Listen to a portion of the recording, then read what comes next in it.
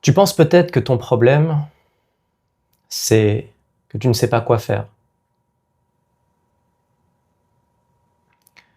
que tu manques encore de clarté peut-être. Tu penses que ton problème, c'est que tu n'as pas encore compris ce qui bloque, que la situation est simplement trop floue. Alors tu fais ce qui te paraît logique, tu réfléchis,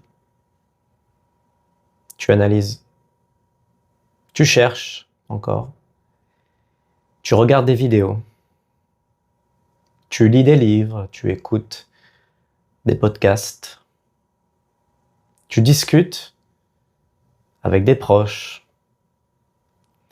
tu essayes de mettre des mots sur ce que tu ressens. Et tu te dis qu'à force de chercher, à un moment, quelque chose va enfin se révéler, devenir évident. Comme si tu attendais une sorte de déclic. Le moment où tout s'aligne. Le moment où tu pourras enfin dire « Voilà, maintenant je sais quoi faire ». Et je comprends complètement cette démarche. Parce que si la situation est vraiment floue, continuer à chercher paraît être la chose la plus intelligente à faire. Mais j'ai remarqué quelque chose. Très souvent, les personnes qui me disent « je ne sais pas ce que je repousse » ne sont pas face à un manque de clarté. Elles sont face à autre chose. Elles cherchent le problème au mauvais endroit. Elles attendent une évidence spectaculaire, alors que la réalité est souvent beaucoup plus discrète et simple. Parce qu'une situation importante ne fait presque jamais de bruit. Elle revient simplement, encore et encore et encore. Tu n'y penses pas toute la journée, mais elle revient quand tu fais la vaisselle, en voiture, sous la douche, juste avant de dormir, pendant que tu te promènes, au milieu d'une réunion. Ça revient. Puis tu passes à autre chose. Et quelques jours plus tard, la situation revient encore.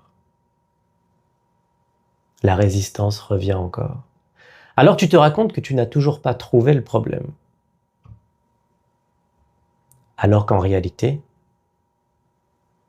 le problème est peut-être déjà en train de frapper à la porte depuis plusieurs semaines. Tu ne le reconnais simplement pas comme étant la situation à regarder. Et c'est exactement là que beaucoup de personnes restent bloquées pendant des mois.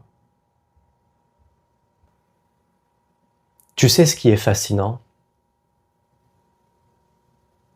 Quand quelqu'un me dit « je ne sais pas ce que je repousse »,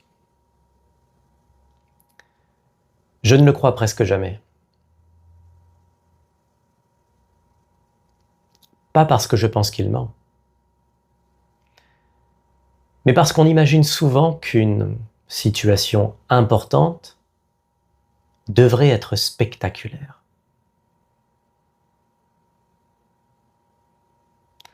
On cherche une énorme décision,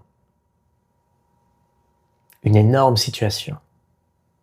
quitter son travail, se séparer, créer son entreprise, changer complètement de vie. On cherche ce que l'on repousse, alors que parfois la situation est beaucoup plus simple. Beaucoup plus simple. Rien de spectaculaire. Tu sais que tu devrais appeler quelqu'un, par exemple. Tu sais que tu devrais répondre à un message au lieu de repousser. Tu sais que tu devrais poser une limite, dire non, par exemple. Tu sais que tu devrais demander quelque chose. Tu sais que tu devrais dire non. Mais comme ce n'est pas une grande décision, tu ne la considères même pas. Tu attends encore de trouver le vrai problème, la vraie grande résistance que tu repousses. Et pendant ce temps, cette petite situation continue de retoquer à la porte, de revenir encore et encore. Je crois qu'on fait une erreur. On pense que ce qui mérite notre attention est forcément ce qui fait le plus de bruit. Mais dans mon expérience, ce qui résiste le plus est souvent très silencieux. Il n'est pas caché. Il est banal. Tellement banal, tellement simple, qu'on passe tous les jours juste devant sans le voir.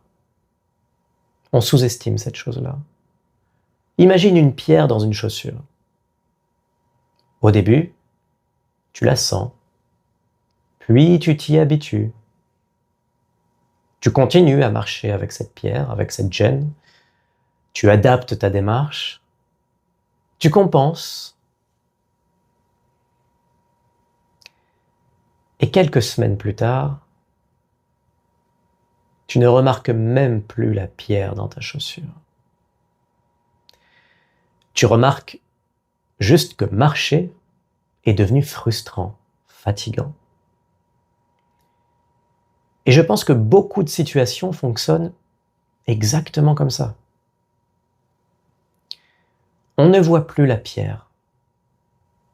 On ressent seulement la fatigue, la frustration, le stress, la confusion.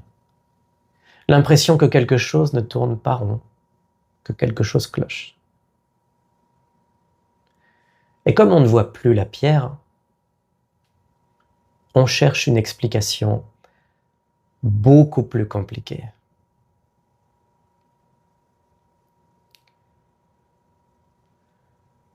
Alors qu'avant de chercher pourquoi tu continues, il faudrait peut-être simplement retrouver cette fameuse pierre.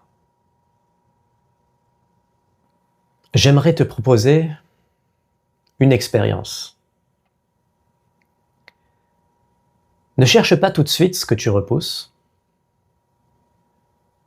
Cherche plutôt ce qui revient. Parce que je pense qu'on pose souvent la mauvaise question. On se demande « qu'est-ce que j'évite ?» alors que notre cerveau nous montre déjà la réponse. Alors dis-moi, qu'est-ce qui est revenu dans ton esprit cette semaine? Pas une seule fois, plusieurs fois.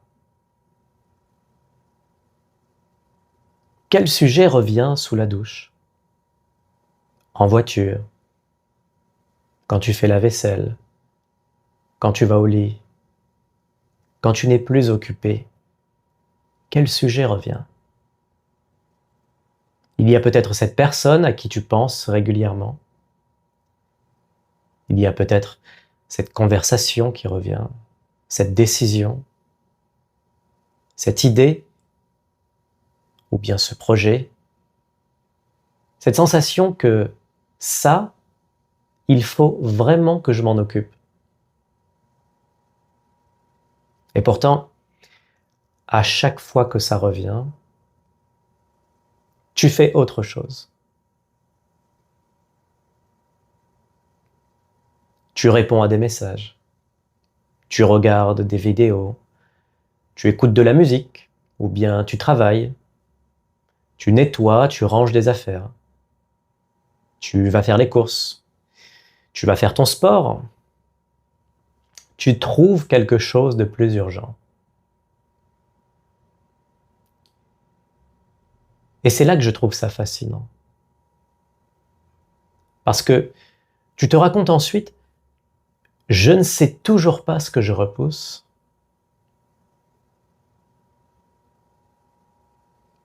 alors que ton attention essaye de te le montrer depuis des semaines. Encore, et encore, et encore. Le problème, ce n'est peut-être pas la situation qui est cachée. Le problème, c'est qu'elle est devenue tellement familière que tu ne la remarques même plus. C'est là, constamment là, et ça disparaît de ton champ de vision. Tu attends un énorme signal, alors que la vie t'envoie souvent un simple petit rappel. Toujours le même. Toujours sur le même point, le même sujet. Toujours avec la même question.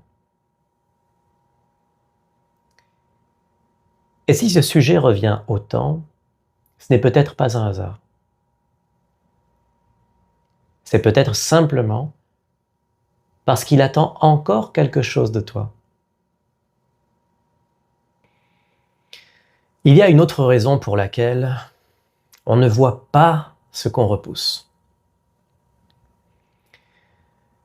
C'est qu'on cherche une réponse.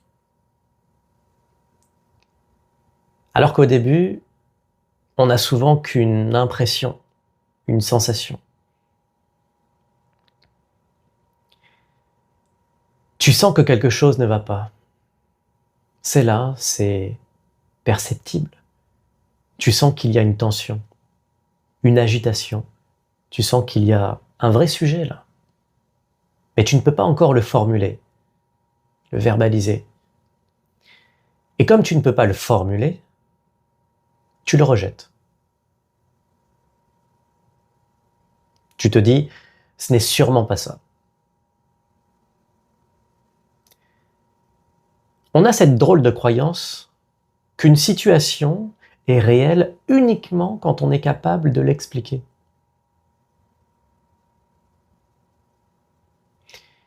Mais ce n'est pas comme ça que ça fonctionne. Je pense que même que c'est souvent l'inverse. Tu ressens d'abord une résistance, puis, beaucoup plus tard, tu comprends enfin ce qu'elle essayait de te montrer.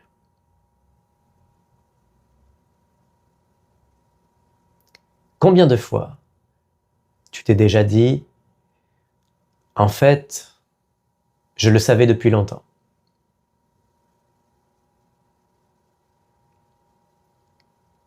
Pas consciemment, mais quelque part, tu le savais. Tu sentais que cette relation n'allait pas durer. Tu sentais que ce travail n'avait plus de sens.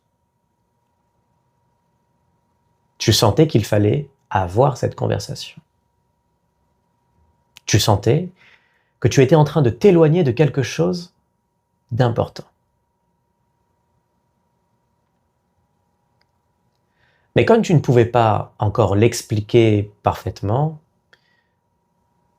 tu as attendu. Tu as mis en stand-by. Et c'est intéressant, Parce que parfois, on ne repousse pas une décision.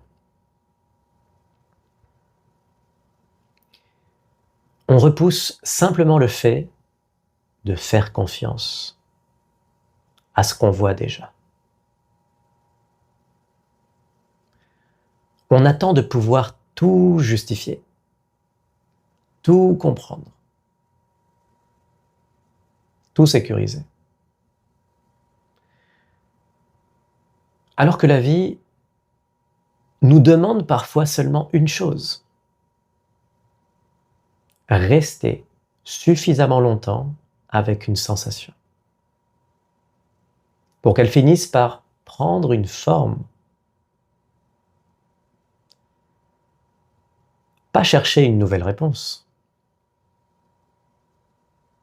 Simplement arrêter de fuir la question. J'aimerais te montrer pourquoi je pense que cette confusion est si fréquente. Quand tu demandes « qu'est-ce que je repousse ?», tu imagines souvent qu'il existe une bonne réponse. Une réponse cachée. Comme si ton cerveau allait finir par te révéler le bon dossier. Et je ne crois pas que ça fonctionne comme ça.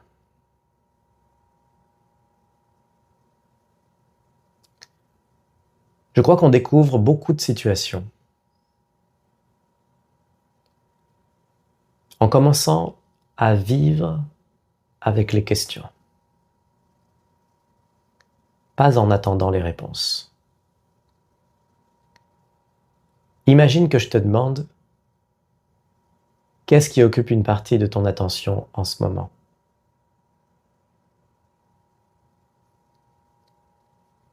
Tu vas peut-être répondre « je ne sais pas ». D'accord, très bien. Alors je change légèrement la question. Qu'est-ce qui te fatigue mentalement en ce moment? Qu'est-ce qui te fait soupirer? Qu'est-ce que tu espères secrètement voir disparaître tout seul?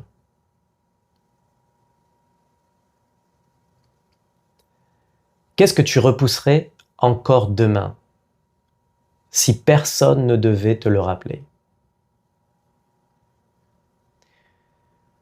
Tu vois ce qui est en train de se passer?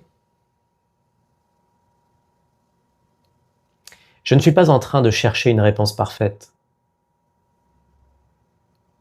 Je tourne simplement autour de la situation.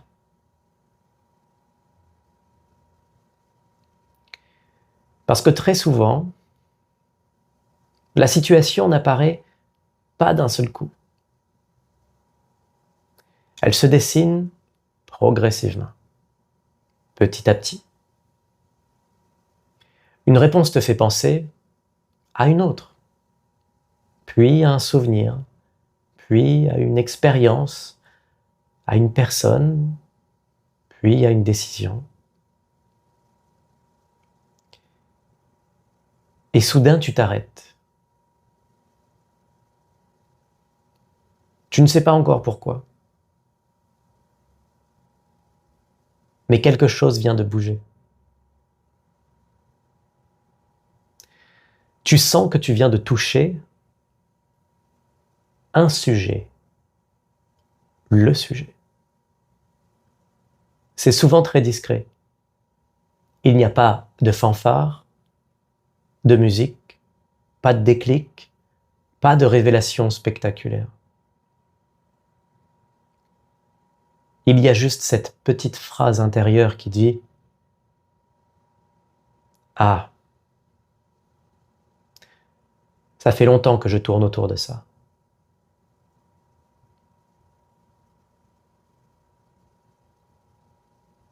Et parfois, c'est tout ce dont tu avais besoin.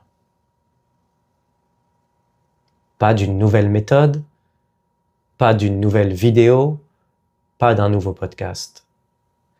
Simplement de rester suffisamment longtemps avec les bonnes questions. Pour que la situation finisse par se montrer. Et il y a une erreur que je vois très souvent. Les gens pensent que la clarté arrive avant l'observation. Ils se disent, quand j'aurai compris ce qu'il se passe, alors je pourrai commencer à regarder. Moi, je crois que c'est exactement l'inverse. La clarté n'arrive pas avant. Elle apparaît pendant.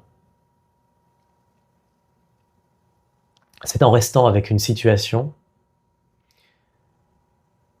qu'elle devient plus précise. Regarde ce qui se passe quand tu observes un paysage. Au début, tu vois simplement une forêt. Puis tu distingues un arbre, puis une branche, puis un nid, puis un oiseau. Le paysage n'a pas changé. C'est ton regard qui est devenu plus précis. Je pense que c'est pareil avec nos résistances. On attend de les comprendre parfaitement avant de commencer à les observer. Alors qu'en réalité, c'est l'observation qui produit progressivement de la compréhension. Et je pense que beaucoup de personnes abandonnent trop vite. Elles se posent une question, elles n'ont pas immédiatement la réponse, alors elles concluent, je ne sais pas. Et c'est terminé. Mais tu ne sais peut-être pas encore. Et c'est pas du tout la même chose. Parce que entre je ne sais pas et je ne sais pas encore, il y a toute la différence du monde.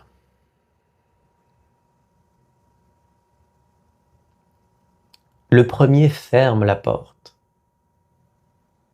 Le second continue à regarder. Et parfois, il suffit simplement de revenir demain, puis après-demain, puis la semaine suivante. La même question. Encore. Sans forcer une réponse. Sans inventer d'histoire. Sans remplir le silence. Juste continuer à observer.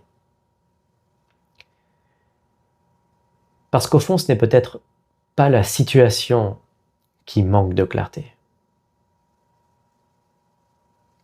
C'est peut-être simplement ton regard qui est encore en train de s'ajuster. Et je crois qu'il y a encore une dernière chose qui entretient énormément cette confusion. On s'imagine que ce qu'on repousse doit forcément être quelque chose de désagréable. Une conversation difficile. Une rupture, par exemple. Un conflit. Une mauvaise nouvelle. Mais ce n'est pas toujours le cas.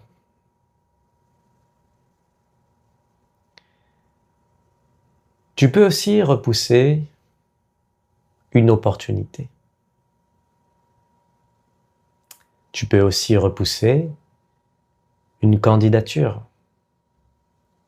Tu peux repousser le lancement de ton projet. Tu peux repousser une demande d'augmentation. Le fait de dire oui à quelque chose que tu veux vraiment. Le fait de prendre enfin ta place. Parce que ce n'est pas uniquement la peur de perdre qui nous immobilise. C'est aussi, parfois, la peur de ce qui pourrait arriver si tout fonctionne, si tout réussit. Imagine que ce projet marche. Qu'est-ce que ça changerait pour toi? Imagine que cette conversation se passe bien. Qu'est-ce que tu pourrais plus éviter ensuite? Imagine que tu obtiennes enfin ce que tu dis vouloir depuis des années. Qui faudrait-il devenir à partir de ce moment-là? Tu vois, on croit souvent qu'on fuit les problèmes.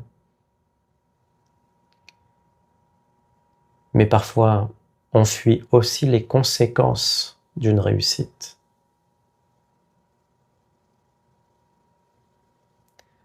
Parce qu'une réussite crée de nouvelles responsabilités, de nouvelles attentes, de nouveaux choix. Et si tu regardes bien, tu verras peut-être que ce n'est pas seulement l'échec qui t'inquiète, c'est aussi la vie qui t'attend de l'autre côté, si tu réussis. Alors quand quelqu'un me dit « je ne sais pas ce que je repousse », je me demande parfois si la vraie question n'est pas plutôt celle-ci. Qu'est-ce qui changerait dans ta vie si ce problème disparaissait demain matin?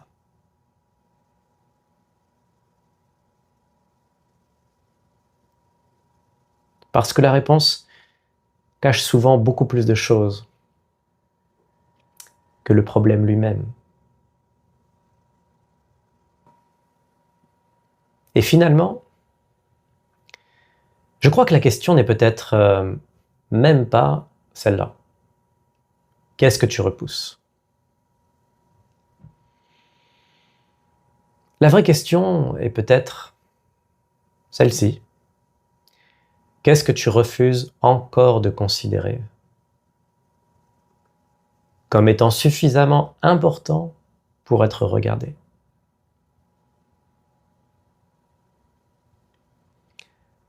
Parce que tant que tu attends une évidence, tu risques de passer à côté de ce qui est déjà là. Cette vidéo ne va probablement pas te dire ce que tu repousses. Et ce n'est pas mon rôle. En revanche, j'espère qu'elle t'aura donné une autre façon de te regarder, de t'observer. Alors arrête de chercher une révélation spectaculaire. Observe simplement ce qui revient, ce qui occupe ton attention par cycle incessant, ce qui te suit depuis des semaines, ce sujet que tu repousses toujours au lendemain, cette phrase que tu te répètes, cette histoire qui tourne en boucle, cette personne qui revient dans ton esprit, cette décision qui attend encore. Ne cherche pas immédiatement à la résoudre. Ne cherche même pas à comprendre pourquoi c'est là. Commence simplement par la reconnaître.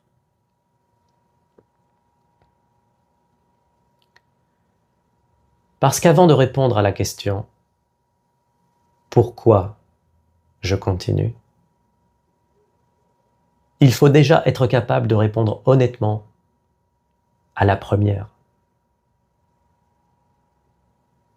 Qu'est-ce qui est encore là dans ma vie depuis beaucoup trop longtemps?